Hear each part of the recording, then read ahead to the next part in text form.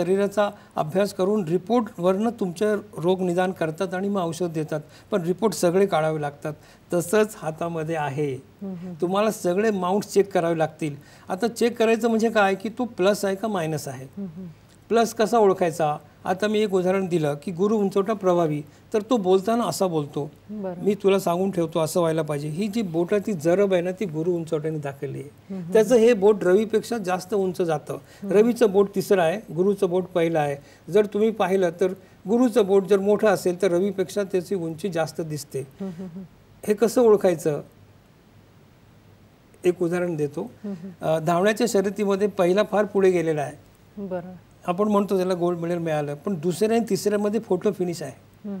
ते कॅमेऱ्यामध्ये दिसतो कोणाचा पाय पुढे पडला त्याला सिल्वर देऊ आणि तिसऱ्याला ब्रॉन्झ देऊ.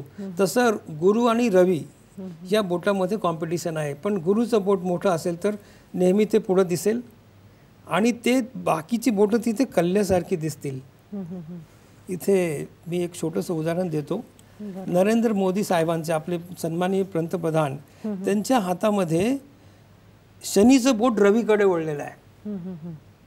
इथे छोटंसं चित्र आहे त्यांच्या हाताचं, ते मी दाखवतोय. इथे शनीचं बोट उंच असून ते रवीकडे वळलेलं आहे. रवी म्हणजे प्रतिष्ठा, सन्मान.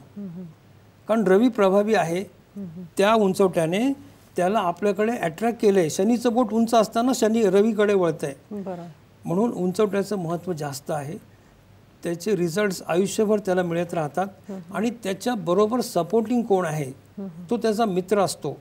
उदाहरणार्थ शनी, बुध, शुक्र मित्र आहेत, गुरु, रवी, मंगळ मित्र आहेत. तसं हातामध्ये पण त्याचं कॉम्बिनेशन दिसायला पाहिजे, तेव्हा त्याची प्रगती होते. नुसता एक उंचवटा पुढे घेऊन जात नाही, त्याला 2-3 सपोर्टिंग असतात. पु ल देशपांडेच्या हातावर 5 उंचवटे प्रभावी होते. ते एकाच वेळी प्रोफेसर होते, नंतर कलाकार झाले, वक्तृत्व होतं त्यांच्याकडे, कॉमेडी होती, लिखाण होतं. त्यामुळे 4-5 उंचवटे चांगलं असणं हे त्याचं भाग्याचं लक्षण. आणि उंचवटे कमी असणं, सपाट असणं, बिघडलेलं असणं हे त्याला खालच्या ग्रेडमध्ये घेऊन जातं. म्हणजे खरं तर सर हे सगळं फार महत्त्वाचं ठरतं आपल्या आयुष्यामध्ये. जसं तुम्ही सांगितलं की उंचवटे किंवा हाताचा रंग किंवा हातावरचे काही चिन्ह, अशुभ चिन्ह, हे सगळं फार महत्त्वाचं आहे. सर हा विषय खरं तर एका भागामध्ये संपणारा नाही आहे, मात्र आपल्या कार्यक्रमाची वेळ संपत आलेली आहे. सर आजच्या विषयासंदर्भात तुम्ही खूप छान माहिती दिली, तुमचे मनापासून थँक्यू. महाराष्ट्र कॉलिंगच्या आजच्या या भागामध्ये आपण इथेच थांबतोय. आपण उद्या पुन्हा भेटणार आहोत एका नवीन विषयासह. तोपर्यंत नमस्कार.